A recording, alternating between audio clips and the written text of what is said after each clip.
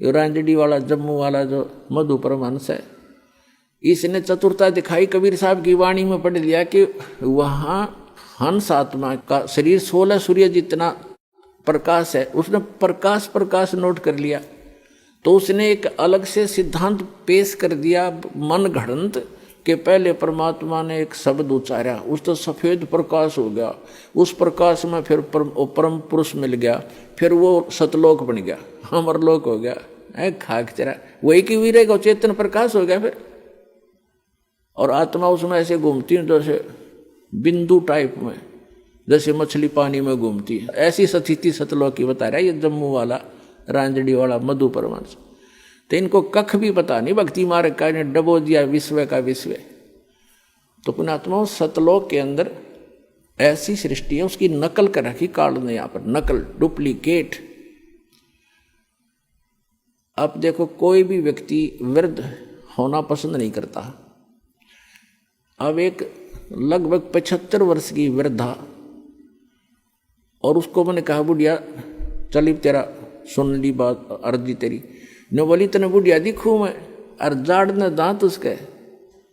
मैं कहा भाई बुढ़िया कद दिखेगी, फिर मेरे समझ में नहीं आई। मैं तुझसे ज़्यादा नहीं बोला, पर अपने मन में मैंने सोचा देख, वो हमें तो ज्ञान हो गया कि इस मन का स्वभाव है, क्योंकि ऐसे स्थान से आया है ये बूढ़ा होना पसंद नहीं करता।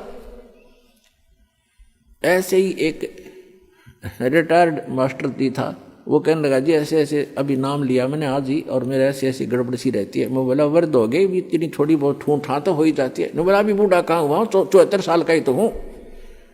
अच्छा भाई बूढ़ा ही कर दोगा फिर। तो ये स्थिति हमारे मन की है, और ये बिल्कुल ठीक है। और फिर मृत्यु क्यों होती है? जब हम कितने सुखी हैं यहाँ पर, सारा जीवन एक संपत्ति संतान को जोड़ने में, उनकी सुरक्षा में, उनके पालन पोषण में लगा देते हैं, और फिर ना संतान का भरोसा ना अपने आप का। एक सेकंड में के बिजली गिर जाए इस गंदे लोक में। तो ये इसका समाधान बताया भगवान। अभी तक विकल्प नहीं था हमारे पास। हम ज्यादा से ज्यादा स्वर्ग माना करते थे, स्वर्ग चले जाएंगे। स्वर्ग का नहीं पता था, स्वर्ग में गए हुए प्राणी भी वापस आते हैं। श्रीमद् भगवत गीता अध्याय नंबर 8 के श्लोक नंबर 16 में कहा कि अर्जुन जो मेरी भक्ति करता है ब्रह्म तक की, जैसे गीता अध्याय नंबर 8 के श्लोक नंबर 13 में ये गीता ज्ञानदाता कहता है मेरा एक ओम अक्षर है मुझ ब्रह्म का, ओम इति एकाक्षरम ब्रह्म विवहारण माम अनुसमरण ये प्रयाति तजन देहम से याति परमाम गतिम। मुझ ब्रह्म का केवल एक ओम मंत्र है, नथिंग एल्स। इसके अतिरिक्त कोई मंत्र नहीं। ये और अटपट करते हैं ओम नमः शिवाय, ओम भगवते वासुदेव नमः, एवं नमः, ये बकवाद है सारी। ये मंत्र नहीं मोक्ष मार्ग, ये तो भांग है समझ लो, गेहूं के बीज के स्थान पर।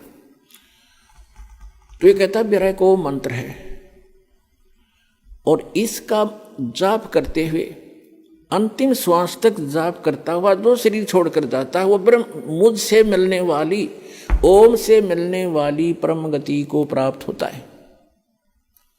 ओम से मिलने वाली परम गति कौन सी है? ब्रह्मलोक, क्योंकि ये ब्रह्म का मंत्र है ओम।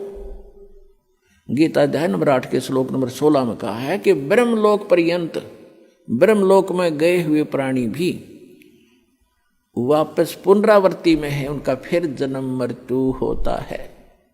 गीता ज्ञानदाता चौथे अध्याय के 5 और 9 श्लोक में, गीता अध्याय नंबर 2 के श्लोक 12 में, गीता अध्याय नंबर 10 के श्लोक नंबर 2 में गीता ज्ञानदाता कहता है कि अर्जुन तेरे और मेरे बहुत जन्म हो चुके हैं, तू नहीं जानता मैं जानता हूं। इससे सिद्ध है कि ब्रह्म ओम नाम का जाप करने वाले ब्रह्मलोक में गए, ब्रह्मलोक में के बाद भी जन्म मृत्यु में आए। और गीता ज्ञानदाता स्वयं कहता है मेरे और तेरे बहुत जन्म मृत्यु हो चुकी है, तू नहीं जानता मैं जानता। इसलिए गीता ज्ञानदाता 18वें अध्याय के 62वें श्लोक में कहता है कि अर्जुन तू सर्वभाव से उस परमेश्वर की शरण में जा जिसकी कृपा से तू परम शांति को और सनातन परम धाम को प्राप्त होगा। सनातन परम धाम शाश्वतम स्थानम, शाश्वत माने सदा रहने वाला, जिसका कभी क्षय ना हो कभी नाश ना हो, वो स्थान वो सत्यलोक है। उसको संत भाषा में सत्यलोक कहते हैं। सत्य का नाश नहीं होता, अविनाशी होता सत्य, वो सत्यलोक है।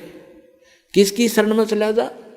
गीता अध्याय नंबर 8 के श्लोक नंबर 1 में अर्जुन ने पूछा कि हे भगवान गीता ज्ञानदाता से कि आप जी ने गीता अध्याय नंबर 7 के और श्लोक नंबर 29 में 29 में कहा है कि जो व्यक्ति जरा और मरण से छूटने का ही प्रयत्न करते हैं, जरा माने वृद्धावस्था और मरण माने डेथ मृत्यु, जो जरा और मरण से ही छूटने का प्रयत्न करते हैं यानी संसार की किसी वस्तु की इच्छा नहीं रखते, ते ब्रह्म तत्विदु कर्षणम अध्यात्म अखिल से कर्मम, वो सारे अध्यात्म से और सभी कर्मों से और तत्ब्रह्म से परिचित हैं।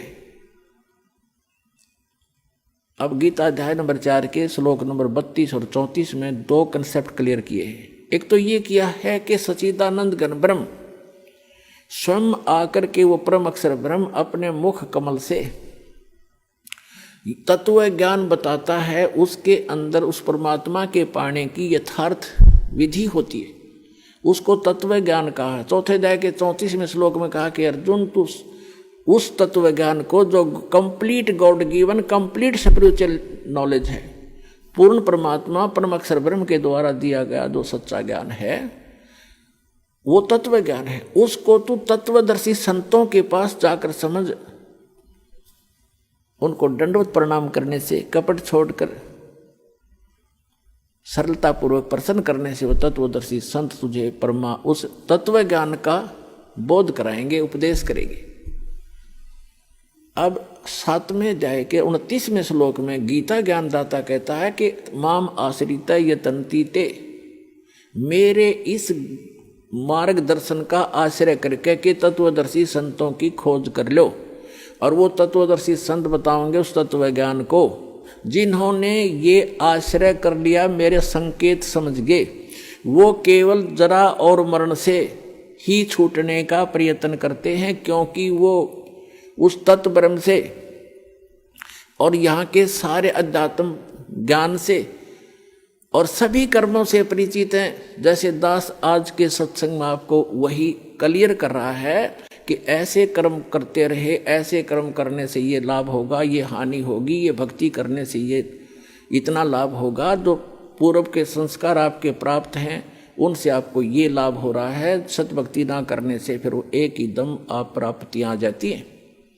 और बहुत से प्रमाण भी आपको दिए, मंत्री थे, प्रधानमंत्री थे, मुख्यमंत्री थे, वो पूर्व जन्म के पुण्यों से बने हुए थे, आगे चार्जर था नहीं, आगे सतभक्ति थी नहीं, एक ही दम सब नाश हो गए, जैसे डिस्चार्ज हो जाती है बैटरी इन्वर्टर की।